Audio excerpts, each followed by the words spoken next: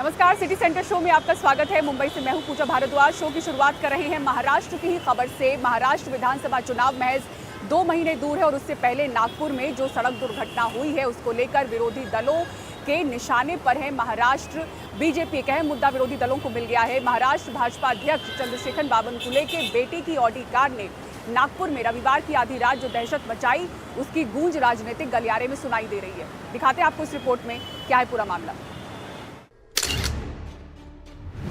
संकेत बावनकुले, उम्र करीब 28 साल, पिता का नाम चंद्रशेखर बावनकुले, भारतीय जनता पार्टी की महाराष्ट्र यूनिट के अध्यक्ष।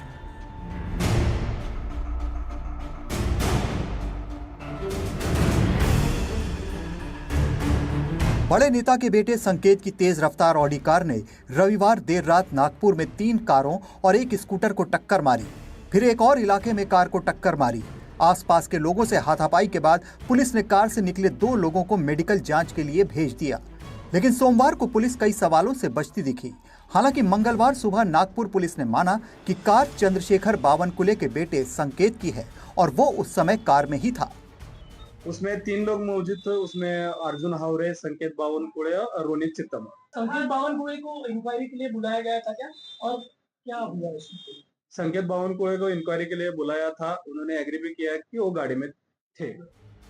रविवार रात करीब 11:30 बजे संकेत और उसके 2 साथी सिविल कॉन्ट्रैक्टर अर्जुन हावरे और रोनित चिंथमवार नागपुर के धर्मपेट इलाके में एक बार और रेस्तरां में गए थे। रात करीब 12:30 बजे उनकी तेज रफ्तार ऑडी ने कहर ढाया। इन दोनों हादसों में कोई हताहत नहीं हुआ। कुछ लोग इंजर्ड हैं, उनकी स्थिति क्या है? वो नॉर्मल थे, उनके मेडिकल भी किए उस समय ही, तो उसमें कोई सीरियस इंजरी किसी को नहीं।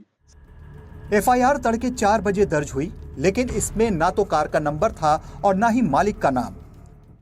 सर, ये गाड़ी का नंबर प्लेट मिसिंग था, ऐसा भी कहा जा रहा है। जब हमने गाड़ी सीज की तब नंबर प्लेट गाड़ी में थे, जो MH40CY4040 करके है, इलेक्ट्रिक व्हीकल है। सोमवार दिन भर पुलिस ने ना तो ऑडी का रजिस्ट्रेशन नंबर बताया और ना ही मालिक का नाम, लेकिन रात में पुलिस ने संकेत से पूछताछ की, अर्जुन का स्टेटमेंट रिकॉर्ड किया और उसे जमानत पर छोड़ दिया। लेकिन कई सवाल अब भी बाकी हैं। क्या ये महंगी ऑडी नंबर प्लेट के बगैर दौड़ रही थी? ऑडी की नंबर प्लेट आखिर किसने निकाली, क्यों और कब? इस मामले में अब राजनीतिक बयानबाजी भी तेज हो गई है। शिवसेना यूबीटी की प्रवक्ता सुषमा अंधारे और कांग्रेस प्रवक्ता अतुल लोंढे ने इस मामले में नागपुर पुलिस, चंद्रशेखर बावनकुले और बीजेपी को निशाना बनाया है।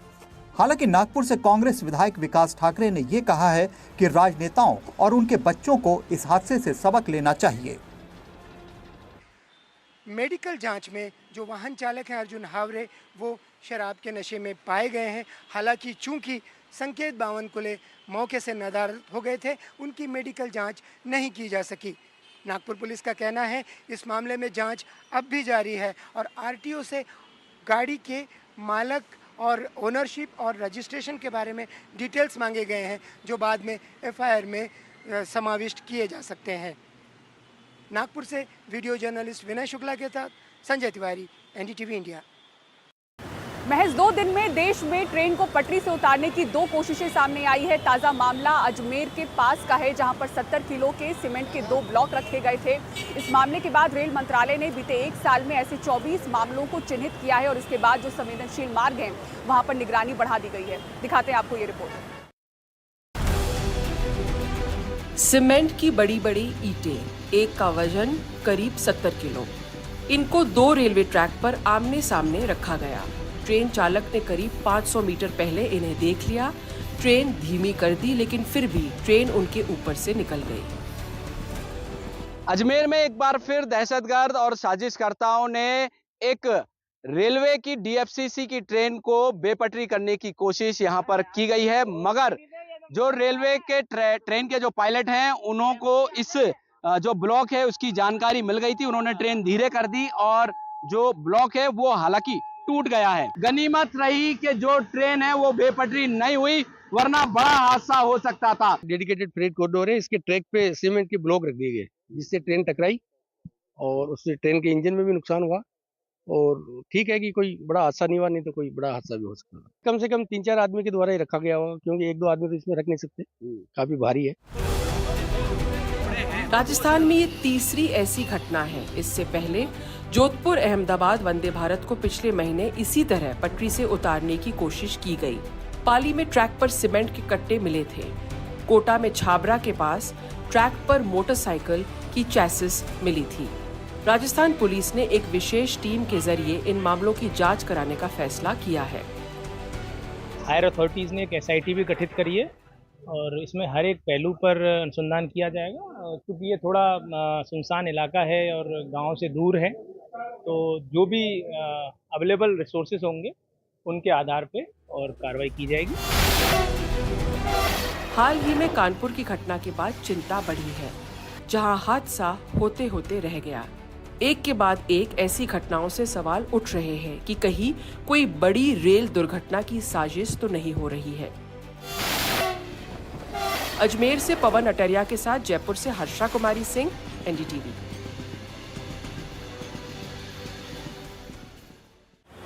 दिल्ली यूनिवर्सिटी छात्र संघ चुनाव की बात करते हैं, जो 27 सितंबर को होने हैं और उससे पहले 19 को नामांकन होना है और चुनावी कैंपेन छात्र संगठनों ने शुरू कर दिए हैं। छात्रों में जोश है और चुनावी मुद्दे तय किए जा रहे हैं। प्रेरणा शर्मा की रिपोर्ट आपको दिखाते हैं।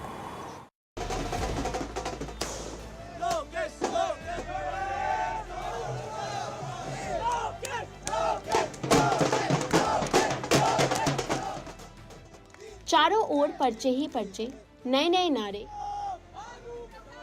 ढोल बजाते छात्र। DU में ये चुनाव का मौसम है।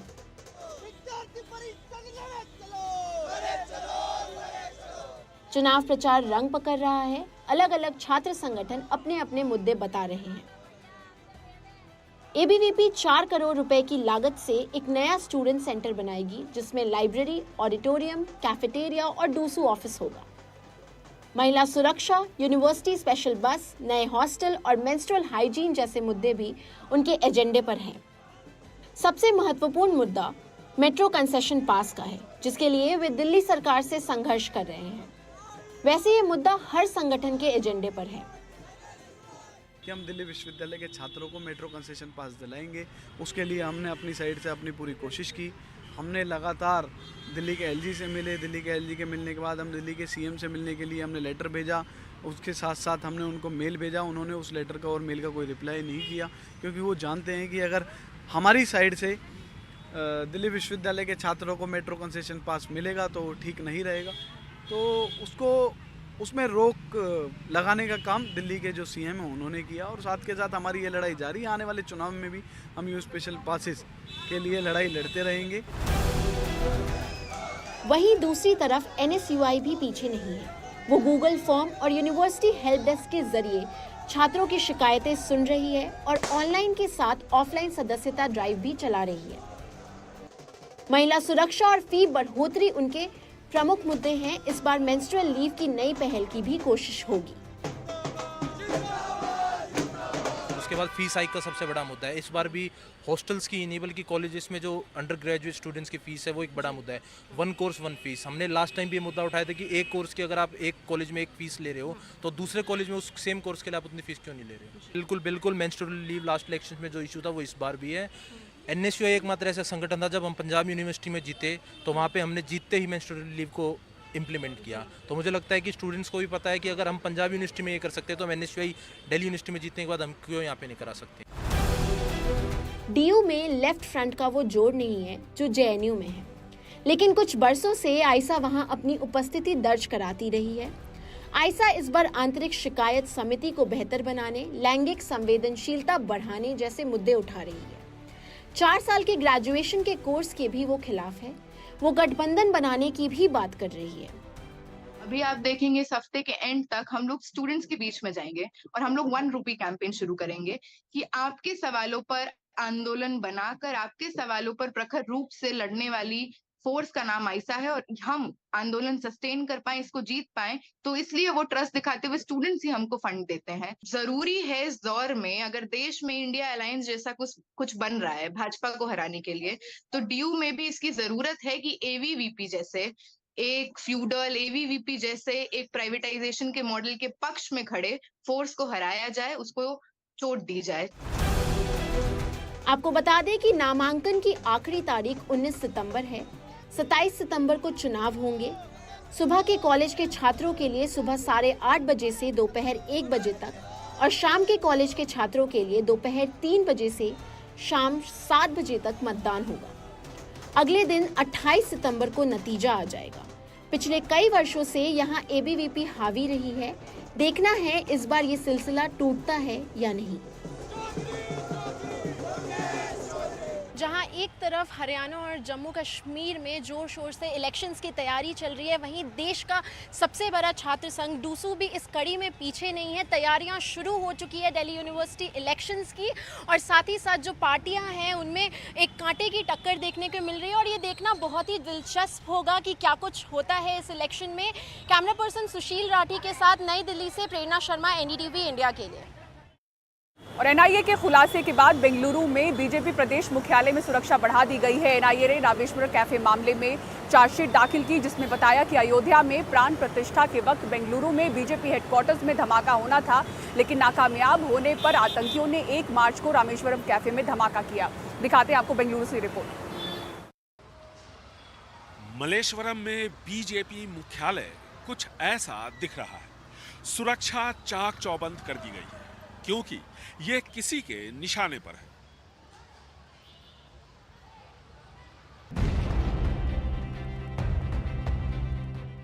रामेश्वरम कैफे में धमाके के मामले में एनआईए की चार्जशीट में साफ लिखा है कि रकम क्रिप्टो करेंसी के जरिए हासिल की गई। आरोपियों ने बेंगलुरु में हिंसा की कई घटनाओं को अंजाम देने के लिए इसका इस्तेमाल किया था। इसमें 22 जनवरी 2024 को अयोध्या में प्राण प्रतिष्ठा समारोह के दिन मलेश्वरम में बीजेपी कार्यालय पर नाकाम आईडी हमला भी शामिल था। इसके बाद दोनों मुख्य आरोपियों ने रामेश्वरम कैफे में विस्फोट की योजना बनाई थी। टेरर-related incidents are also monitored by आतंकी घटनाओं पर नजर केंद्रीय एजेंसियों की भी होती है। एनआईए, सीबीआई और आईबी लगातार इस पर काम करती हैं। ऐसे में मेरी सरकार डाउनप्ले कर रही है, ये सवाल कहां पैदा होता है? So where is the question of we are downplaying? दरअसल बीजेपी प्रदेश अध्यक्ष बीवाई विजेंद्रा ने ट्वीट कर कांग्रेस पर आतंकवाद के खिलाफ नरम रुख अपनाने का आरोप लगाया था।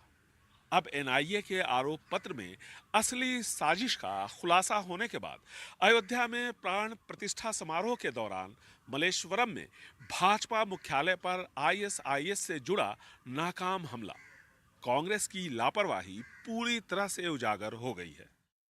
Imagine the impact, what would have happened. कल्पना कीजिए कि अगर धमाका हो गया होता तो क्या होता। अब भी कांग्रेस सरकार गंभीर नहीं है, इसका असर कानून व्यवस्था पर भी पड़ रहा है। Taking all the measures, strict measures, and not focusing on law and order, nor on the governance. BJP का प्रदेश मुख्यालय 2013 में भी आतंकी साजिश का शिकार हुआ था। बीजेपी और कांग्रेस के बीच वाद विवाद शुरू हो गया। बीजेपी के प्रदेश मुख्यालय के ठीक सामने तकरीबन 100 मीटर की दूरी पर इसी जगह 2013 में आतंकियों ने धमाका किया था। इस धमाके में 17 लोग घायल हुए थे, जिनमें सबसे ज़्यादा सुरक्षाकर्मी थे, जो यहाँ पर एक वैन में अपनी ड्यूटी कर रहे थे। बेंगलुरु से कैमरामैन कुमार के साथ निहाल किदवई, एनडीटीवी इंडिया। और अब बात मुंबई की, जहां अंधेरी ईस्ट और वेस्ट को जोड़ने वाले गोखले ब्रिज के पुनर्निर्माण का एक महत्वपूर्ण काम पूरा हो गया है और नवंबर में बताया जा रहा है कि यातायात के लिए इस ब्रिज को शुरू कर दिया जाएगा। मुंबई से सुजाता द्विवेदी की रिपोर्ट आपको दिखाते हैं। जब भी मुंबई के यातायात की बात की जाती है तो सबसे पहले नाम आता है गोखले ब्रिज का, जो एक महत्वपूर्ण ब्रिज है मुंबई के अंधेरी इलाके के ईस्ट और वेस्ट रीजन्स को कनेक्ट करने को लेकर। इस ब्रिज के पुनर्निर्माण का काम पिछले साल शुरू किया गया और इस साल नवंबर तक इसके काम पूरे होने की बात बीएमसी द्वारा कही जा रही है। ऐसे में 8 सितंबर को अंधेरी के गोखले पुल के पुनर्निर्माण का एक महत्वपूर्ण हिस्सा पूरा हुआ है। जो पुल की जो दूसरी 90 मीटर की लंबी लोहे की गर्डर है, उसे रेलवे ट्रैक के ऊपर सफलतापूर्वक सरकाया गया है। ये काम बीएमसी और पश्चिम रेलवे द्वारा किया गया है। यदि आप इस गर्डर को देखें तो इसके द्वारा जो अंधेरी ईस्ट और वेस्ट को कनेक्ट करने का गोखले ब्रिज है, उसके काम को यहाँ पर उसका महत्वपूर्ण हिस्सा जो है वो पूर्ण किया गया है। और साथ ही आने वाले दिनों में इस बीम को 8 मीटर की ऊंचाई तक नीचे लाने की भी जो है योजना बनाई जा रही है। इस गर्डर के चलते जो गोखले ब्रिज जो रेलवे लाइन के ऊपर से पास होता है, उसका जो है काम यहाँ पर किया गया है। इस गर्डर को रेलवे लाइन के ऊपर सरकाकर बीएमसी का कहना है कि आने वाले दिनों में इस गर्डर को 8 मीटर और नीचे लाया जाएगा, जिसके लिए वेस्टर्न रेलवे का भी इसमें परमिशन जो है वो ज़रूरी होगा, जिसके चलते यहाँ पर एक रेलवे ब्लॉक की भी जो है बात कही जा रही है कि रेलवे ब्लॉक को लगाकर यहाँ पर इस गर्डर को नीचे सरकाने का काम शुरू किया जाएगा। ऐसे में गोखले ब्रिज जो मुंबई के यातायात के लिए एक बहुत महत्वपूर्ण ब्रिज है, जब इसके काम को शुरू किया गया पिछले साल, जिसके बाद से ही लोगों को यातायात में, ट्रैफिक में और जो आम पैदल चलने वाले यात्री हैं उनको कई सारी समस्याओं का सामना करना पड़ रहा है। हालांकि फरवरी में गोखले ब्रिज के एक हिस्से को चालू कर दिया गया था यातायात के लिए, लेकिन अब भी लोग इंतज़ार में हैं कि जल्द से जल्द इस पूरे ब्रिज को शुरू किया जाए, ताकि लोगों को जो है, जो भी चाहे वो सबर्ब साइड से टाउन की ओर जाना हो या फिर वापस हाईवे से मेन रोड पर आना हो, उसके लिए ये ब्रिज की कनेक्टिविटी बहुत ज़्यादा अहम मानी जाती है। ऐसे में बीएमसी का कहना है कि गोखले ब्रिज का काम पूरा करने में महज अब 2 अप्रोच रोड बनाना होगा।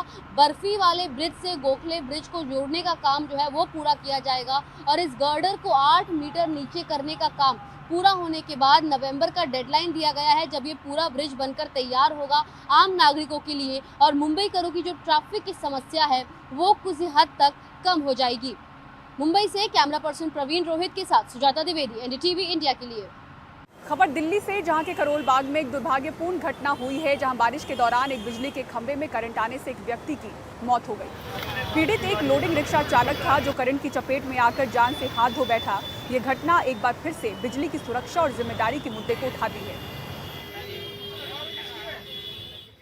और अब आइए सबसे भीड़ भाड़ वाले इलाके चांदनी चौक की बात करते हैं, जहां सफाई व्यवस्था एक बार फिर से बेपटरी होती दिख रही है। जगह जगह कचरा फैला हुआ है। व्यापारी तो परेशान हैं ही, इसके साथ ही कस्टमर्स और टूरिस्ट परेशान हैं। दिखाते हैं आपको ये ग्राउंड रिपोर्ट।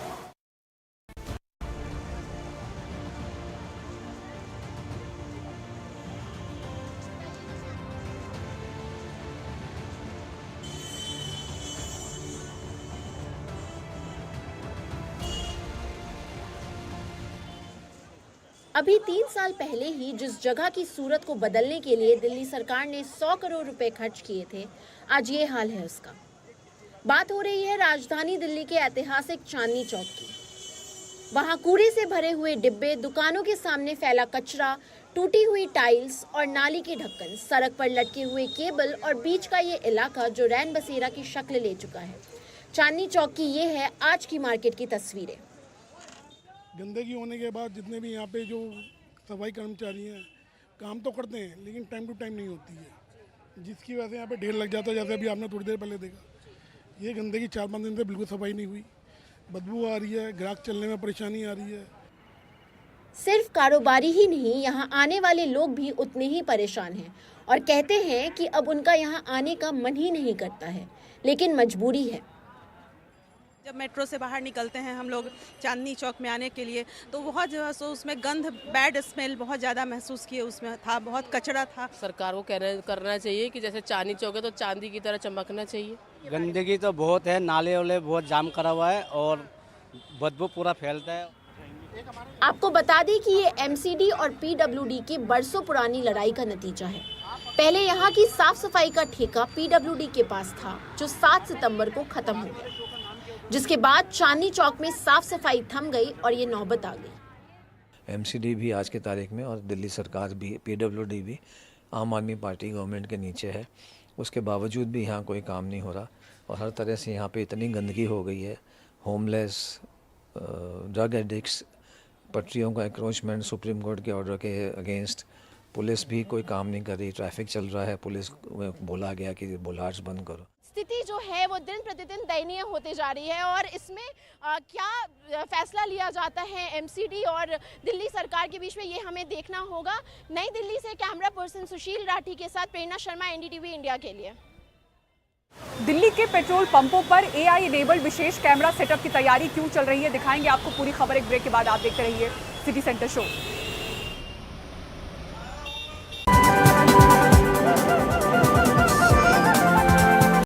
राजधानी में पोल्यूशन की समस्या पर नकेल कसने के लिए 100 चुने हुए पेट्रोल पंपों पर आर्टिफिशियल इंटेलिजेंस इनेबल्ड विशेष कैमरा सेटअप करने की तैयारी हो रही है, ताकि ये पता लग सके कि गाड़ियों के पास वैलिड पोल्यूशन सर्टिफिकेट है या नहीं। हिमांशु शेखर की ग्राउंड रिपोर्ट आपको दिखाते हैं। पंचशील पार्क के पेट्रोल पंप पर लगा ये camera automatic number plate recognition system की मदद से पेट्रोल पंप पर आने वाली गाड़ियों की नंबर प्लेट को कैप्चर कर लेता है। इससे दिल्ली ट्रांसपोर्ट डिपार्टमेंट को यह पता चल जाता है कि किसी गाड़ी का पॉल्यूशन अंडर कंट्रोल सर्टिफिकेट यानी पीयूसीसी वैध है या लैप्स हो चुका है। दिल्ली के 100 चुने हुए पेट्रोल पंपों पर इस तरह के एआई वाले कैमरे लगाने की कवायद जारी है। इसके लिए Delhi transport infrastructure development corporation इस साल मार्च में ही टेंडर जारी कर चुकी है। अब दिल्ली के ट्रांसपोर्ट डिपार्टमेंट ने दिल्ली में पॉल्यूशन को नियंत्रित करने के लिए एक नई पहल की शुरुआत की है और इसके तहत जिन गाड़ियों के पास पीयूसीसी की सर्टिफिकेट नहीं है उन पर नकेल कसने की तैयारी है। एआई एनेबल्ड कैमरा, जिसको कि ANPR कहते हैं, automatic number plate recognition camera, वो लगाया जाएगा।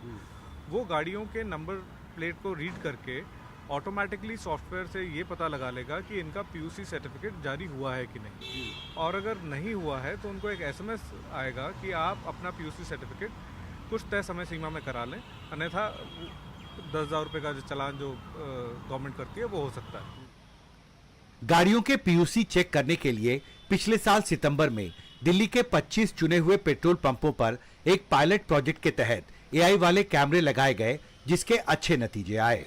आर्टिफिशियल इंटेलिजेंस इनेबल्ड कैमरास लगाए गए हैं और इन कैमरेज की मदद से जब भी पेट्रोल पंप पर कोई गाड़ी आती है तो उसके नंबर प्लेट को पहले स्कैन किया जाता है और नंबर प्लेट को स्कैन करने के बाद ये पता लगाया जाता है कि इस गाड़ी के पास वैलिड पॉल्यूशन सर्टिफिकेट है या नहीं है। अगर उस गाड़ी के पास पॉल्यूशन सर्टिफिकेट वैलिड नहीं होता है तो उसके मालिक को SMS के ज़रिए, ऑनलाइन जो प्लेटफॉर्म्स हैं उनके ज़रिए सूचित किया जाता है कि आप अपना पॉल्यूशन सर्टिफिकेट जल्दी रिन्यू करें, और अगर वो ऐसा नहीं करते एक तय समय सीमा में तो उन्हें चालान जारी किया जाता है पॉल्यूशन का। जैसे आमतौर पर किसी भी ट्रैफिक के वायलेशन के लिए ट्रांसपोर्ट डिपार्टमेंट या दिल्ली ट्रैफिक पुलिस की तरफ से चालान जारी किया जाता है। NCR में लागू करना बहुत ज़्यादा ज़रूरी है, क्योंकि अक्सर लोग सोच सकते हैं कि दिल्ली को हम अवॉइड कर लें और दूसरे जगह से हम तेल भरवा लें या ऐसा कुछ, लेकिन ये पूरी तरह से शिकंजा कसना चाहिए पोल्यूशन पे, ताकि दिल्ली की जनता, दिल्ली के आसपास के लोग वो ना सफ़र करें पोल्यूशन से। अब देखना अहम होगा कि दिल्ली ट्रांसपोर्ट डिपार्टमेंट कितनी जल्दी और 100 पेट्रोल पंपों पर कारगर तरीके से ये नया सेटअप लगाने में कामयाब हो पाता है। दिल्ली से कैमरा पर्सन मनोज ठाकुर के साथ हिमांशु शेखर, एनडीटीवी इंडिया।